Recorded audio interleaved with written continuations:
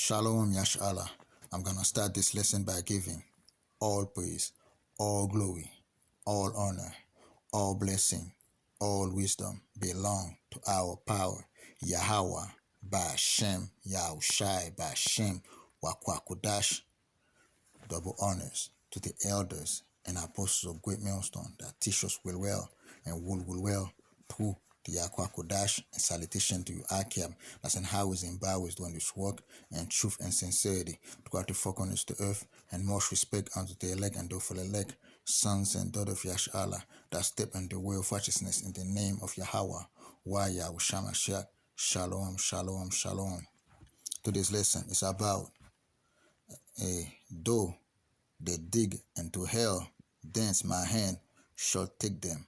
At the end of the day, Esau, Edom, is digging underground, right, to hide for the judgment of Yahweh powered by Hashem Yahawashi gonna bring upon them, right? The elite of Esau, Edom, right? Because those that making those bunkers, they're not small time Edomites. Those are big time Edomites, okay? That making those bunkers, right? You got some a small time Edomites, you know what I mean, but they still got money, making small bunkers some places, you know. But they're gonna like 80,000 square feet bunkers. That's like mansion. That's a mini mansion. That's like mansion, okay? That they have underground throughout the four corners of the earth, man, okay? Because they see the coming wars, the coming destruction that's coming up, and that the Mosai Yahweh by Hashem Yahawashi gonna bring, and they're gonna try to hide. Some gonna try to hide on the ground, on the heavens, or under the sea. But the Mosai gonna take them out, man. Okay, according to the word of Yahweh powered by Hashem Yahawashi. And I got a video to show you that they already planning ahead. Okay, and that's when you know, the end is near. Right? This is from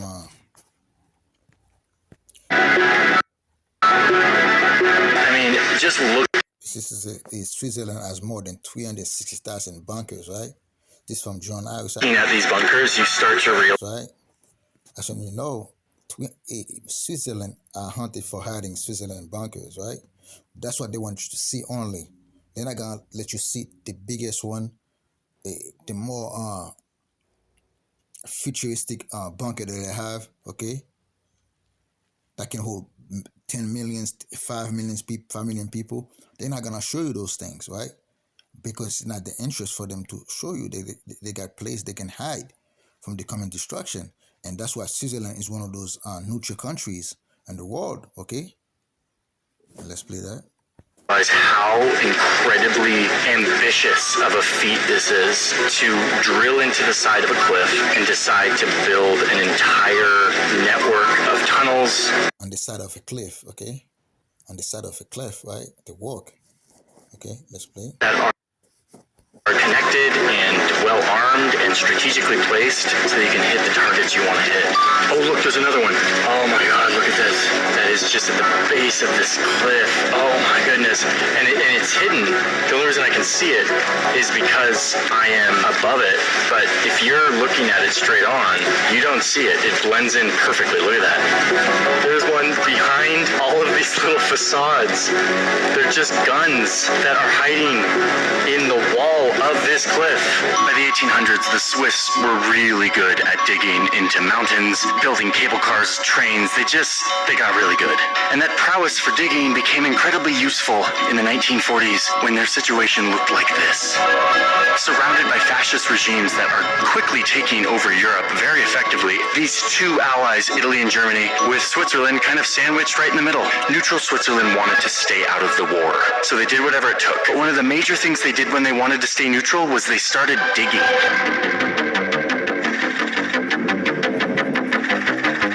They turned their mountain mountains into a literal giant fortress. Yes, you heard me right. They turned their mountains into a fortress, or I guess technically, if you're a military nerd, a redoubt. Redoubt just means basically an impenetrable fortress that is dug into the ground. But redoubts usually look like this, one fortress. Switzerland wanted to turn their entire Alpine region, which is like a huge part of their country, into a giant redoubt. I'm going to explain to you the strategy in just a second, like what the thinking was here, because it's a little paradoxical and weird, and war is weird. But yeah, the point is here that they started digging and started creating what one historian has called the biggest fortress in Europe. I'm at the base of the Swiss Alps right now, and I'm in a village that is very Switzerland. It's got a lot of grass and cows and barns, but a few of these barns, like this one behind me, have a little secret inside. Got a good light, huh? When I open it? Wow. This gun is massive, has a range of 21 kilometers. And this is just one of 4 barn bunkers that are all connected to each other in this village. So now we're in the tunnel. Oh my gosh, wow. So we're just walking under the green grass and the cows right now.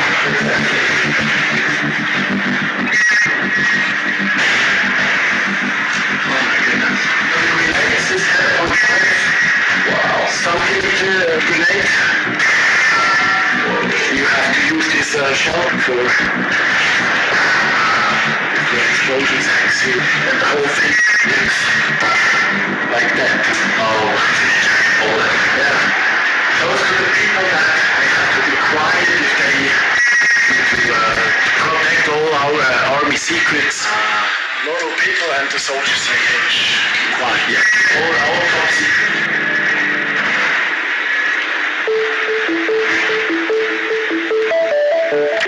I'm currently inside of the largest bunker in all of Switzerland. It is massive. I mean, look at this place. 30,000 square meters of space, which is 300,000 square feet for those imperial people out there like me. And I'm hanging out with Eric, who currently owns the bunker. This is where the crew was taking the showers. Showering in 5 meters of rock above you. Yeah, it's got to be one of the deepest showers in the world. He's been showing me giant cannons and the sleeping quarters and the hospital and the giant generators that have provided electricity for this place. From the outside, this thing does not look big at all. Wow. Look at that. That is amazing. A reminder that every time you see a little door in the forest that goes into a bunker, it's probably a massive network of tunnels. 2 meters of concrete here at the entrance. You go inside of this door and you are let into a labyrinth of tunnels and weaponry. 8 kilometers of walkways. 8 kilometers, Yeah. Oh, and with the most gnarly doors you've ever seen in your life. They're quadruple fortified with huge slabs of concrete. This is like 2 meters of concrete. You sit behind there with a rifle and be able to protect the entrances.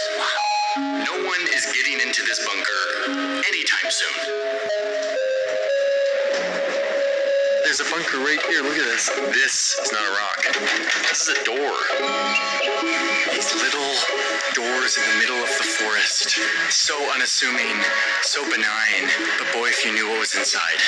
Let's be clear, this isn't normal. Most countries don't bore into mountains as their defense strategy. But Switzerland isn't like other countries. When you live in Switzerland, you never really have a sense of threat. We're Switzerland, we're neutral, right? Nothing gonna happen to us.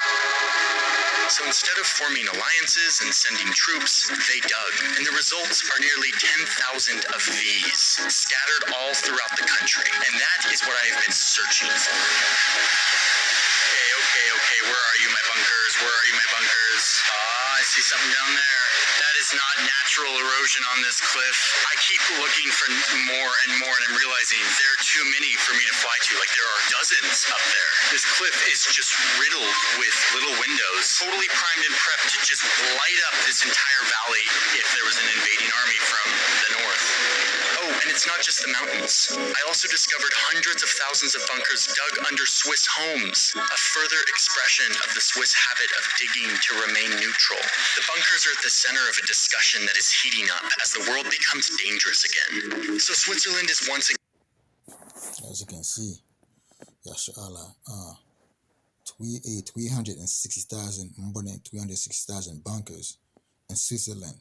Now probably reach like millions of depending on what's going on right now. Hey, all those countries are getting ready, man. Okay, all those elite of those countries are getting ready for things to come. Okay, and that's the word of the matter. You can say, oh, no one.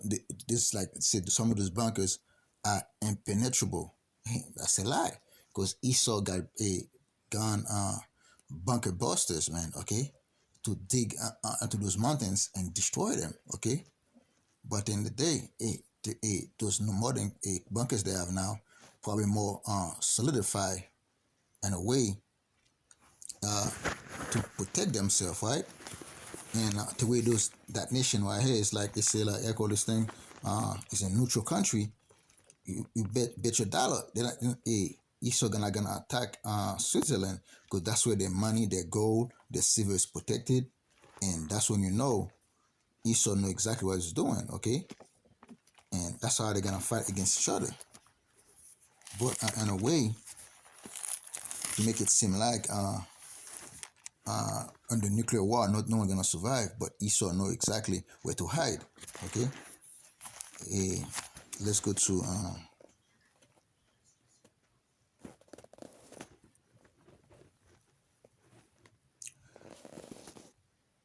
Amos chapter 9. Let's start at verse 2. Amos chapter 9, verse 2. And the KJV. Though they dig unto hell, thence shall my hand take them. Though they climb up to heaven, thence while I will bring them down. At the end of the day, Yahawashi power by Hashem Yahawashi gonna bring them, gonna take them out, man. Okay. The Most High gonna take them. The Most High gonna send His own begotten Son Yahawashi Mashiach. That's the hand of the Most High.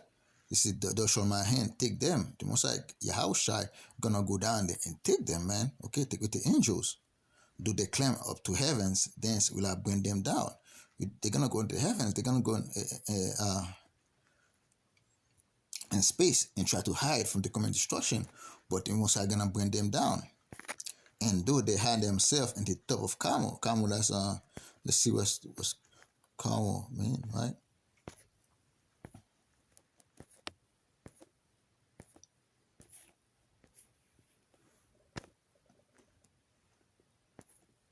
In mountains on the Mediterranean coast of northern Israel, just below Epha, right? A town in the mountains on the west side of the Dead Sea, south of Abram, right? As you can see, even though they go hide in the mountains, right? The Most High Esau gonna go hide almost everywhere, man. Okay, from the coming destruction. Let's do that again. And though they hide themselves in the top of Carmel, I will search and take them out thence. And though they hid, they just showed you that Esau, Edom, the enemy, gonna be hiding in the land of Israel too. Okay. And though they be hid from my sight in the bottom of the sea, thence will I command the serpent, and he shall bite them, right? Yeah. The Most High say, you're gonna bite them, right? Let's go to Job to show you who the serpent is, right?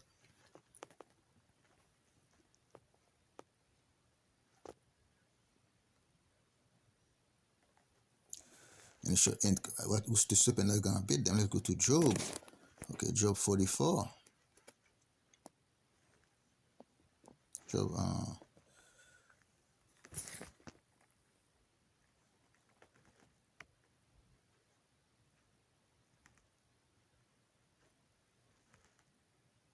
Job 41 and 1, I think. Job chapter 41 verse 1. Can those draw out Leviathan with a hook, and his tongue with a cord, which thou lettest down? Can thou put an hook unto his nose, and bow his jaw to a turn? Will he make many supplication unto thee? Will he speak soft words unto thee? Will he make a covenant with thee? Will thou take him for a servant forever? See, this is Leviathan, right? That the Lord, that's a serpent that the Lord, that the more powerful sea creature that the Lord created, right? But never been seen. And the Lord gonna send them upon those that hide under the sea. And let's get in the scripture. Let's go to Psalm 104.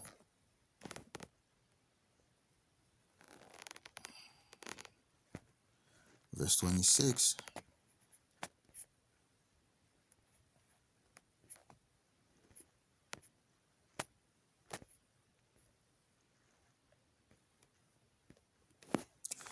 Psalm 104, verse 26. There go the ships. There is that Leviathan whom thou hast made to play therein. At the end of the day, the Lord made Leviathan that sea monster, right? That no one has seen, okay? To play in the sea. Okay, where the ship plays, right? This weight all upon thee, that thou mayest give them their meat in due season. And when the Most High unleash Leviathan, the Lord gonna have them back. Those people that live that live on the bottom of the sea, to destroy them. Though that thou givest them, they gather, thou openest thy hand, they are filled with good. Thou hidest thy face, they are troubled. Thou takest away their breath, they die and return to their dust. And the Most High gonna unleash Leviathan on them, man, okay? And destroy all those that try to escape the judgment of Yahawashi by Hashem Yahawashi. And that's the word of the matter. And the Lord gonna tell you who a kind of nation like to live in the cliff of the rock, man. Okay? And let's go to Job real quick. Let's go to Job. Back to Job. Job 30.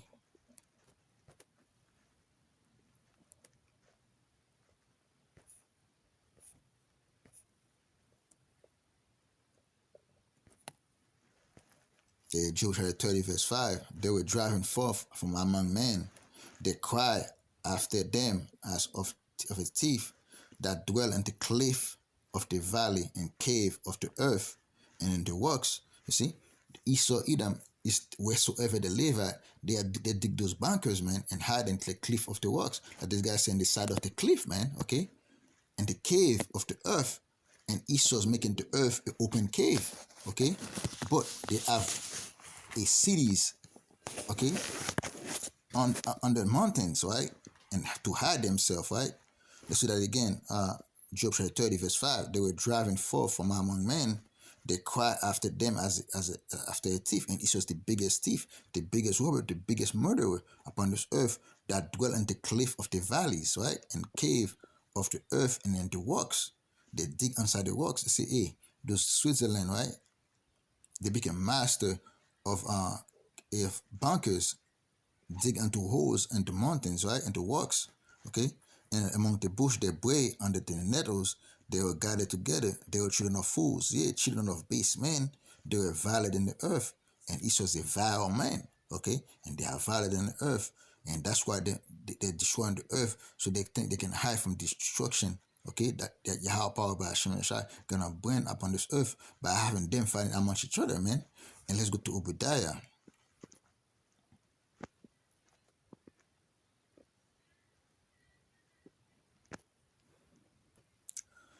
Obadiah chapter 1 verse 3. Let's start at 3. The pride of thine heart have deceived thee, though that dwellest in the cliff of the rock.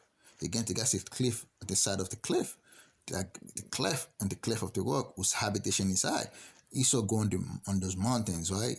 And this habitation is high right there, man. And dig into those mountains, right? That say in his heart, who shall bring me down from to the ground?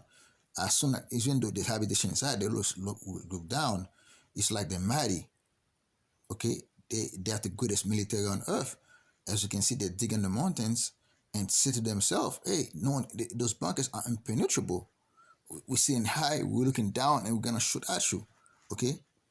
And them declaring that, hey, I call this thing, we are the greatest military. In their mind, they say no one can beat us. Okay? Though that exhausted thyself as the ego, and though that set thy nest among the stars, as you can see, they're gonna go into the heavens, okay, to hide. Thence will I bring thee down, said Yahweh power. But let's see what Obadiah is talking to. Edom will be humble. The vision of Obadiah, thus said Yahweh power concerning Edom. This is concerning Edom. Edom is doing that cliff, that live in the cliff of the rock, man, okay? Though that dwelleth in the cliff of the rock, in the mountains, okay? That dig into the rocks. That's Esau Edom for you. Okay? That's the characteristics of Esau Edom. And no one have more bunkers under this earth than Esau Edom. Okay? No other nation, no elite of people have bunkers in all those earth than Esau Edom, man. Let's go to Isaiah 2.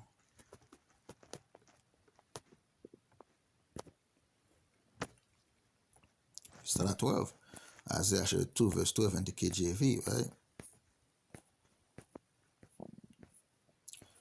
A day of reckoning coming, right? For the day of Yahweh power of hosts shall be upon everyone that is proud and lofty, and no one is more pride than Esau Edom. The pride of thy heart hath deceived thee, and upon everyone that is lifted up. Esau is lifted up. Esau is telling to himself, who gonna bring me down, right? He shall be brought low, and Esau is about to be brought low. And upon all the cedar of Lebanon that are high and lifted up, and upon all the oaks of Bashan, and upon all the high mountains, and upon all the hills that are lifted up. And Esau is at all the height of the mountains and of the hills. They have the highest government, the highest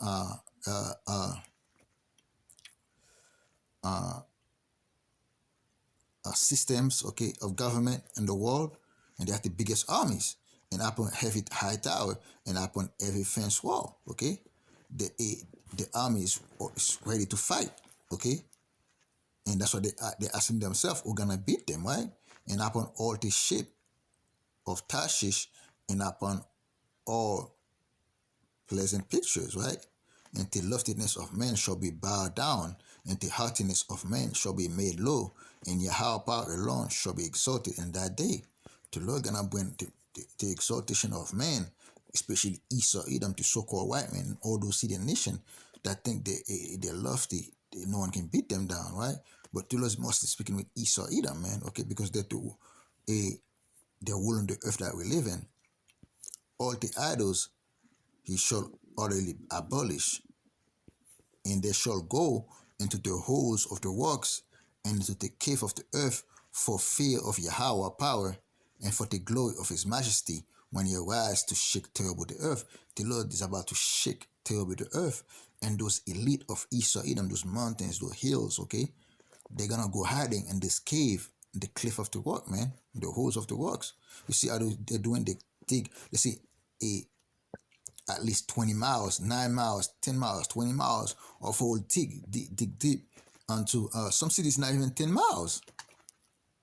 Some cities not even 5 miles, okay, of land. Just to show you how big they got those underground bunkers out on the mountainside, man, okay? Okay. When the Lord arises to shake the earth, okay, and that day a man shall cast his idols of silvers and his idols of gold, which they made each one for himself to worship to the moles and to the bats, okay? And no one, Esau got full of idols, man, okay? They're gonna call upon their idols. They're not gonna repent, okay? They're gonna worship their idols even more, so they can be protected. So they have so they can come against the power of Yahweh power by Hashem Yahawashi, like he said in Revelation 6, right? Let's close with that scripture real quick. Revelation 6.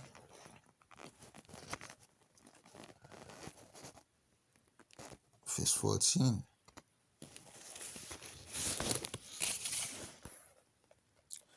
The sixth seal till, right? Verse 12. And I beheld, Revelation 6, verse 12. And I beheld when they have opened the sixth seal, and lo, there was a great earthquake, and the sun became black as cycles of hair, and the moon become as blood. That's a judgment that Yahweh power by Hashem Yahawashi gonna bring upon this earth when he open the sixth seal, okay? And the stars of heaven shall fell onto the earth like nuclear weapons, right? Even as a fig tree casteth untimely figs when she is shaken of a mighty wind. And the heavens departed as a scroll. See, nuclear weapons exploding, right? Okay? Together, and every mountain's island were moved out of their place, and the king of the earth, and the great men, and the rich men, and the chief captains, and the mighty men, every bondman, and every freeman hid themselves, and the dens, and in the works of the mountains, and said to the mountains and works, fall on us, and hide us from the face of him that sitteth in the throne, and from the wrath of the Lamb, for the great day of this wrath is come. Who shall be able to stand?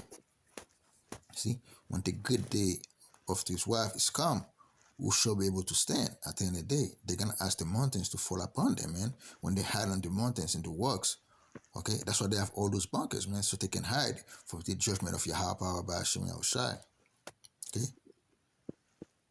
At the end of the day, the Lord, the Lamb of the wrath of the Lamb, is Yahawashi gonna bring the judgment. It's Yahawashi gonna dig them up, okay, from those bunkers and bring them out, man, from judgment for slavery, man, okay.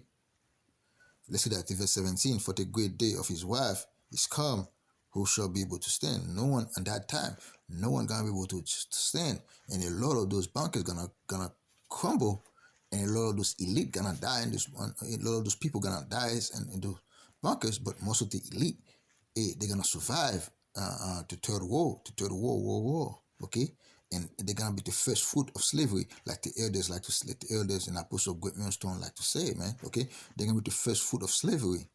Okay, those that survive on the bunkers gonna be the first fruit of slavery, according to the word of Yahweh power by Hashem Yahawashi. And with that, I hope you brothers and sisters was edified. I'm gonna close this lesson by giving all praise, all glory, all honor, all blessing, all truth, all wisdom belong to our power, Yahweh, by Hashem, Yahawashi, by Hashem Kodash. Double honors to the elders and apostles of Great Millstone that teach us well and rule well. To the Yakwa Kodash, and salutation to you, Akiam, that's in highways and byways doing this work in truth and sincerity. Shalom, shalom, shalom.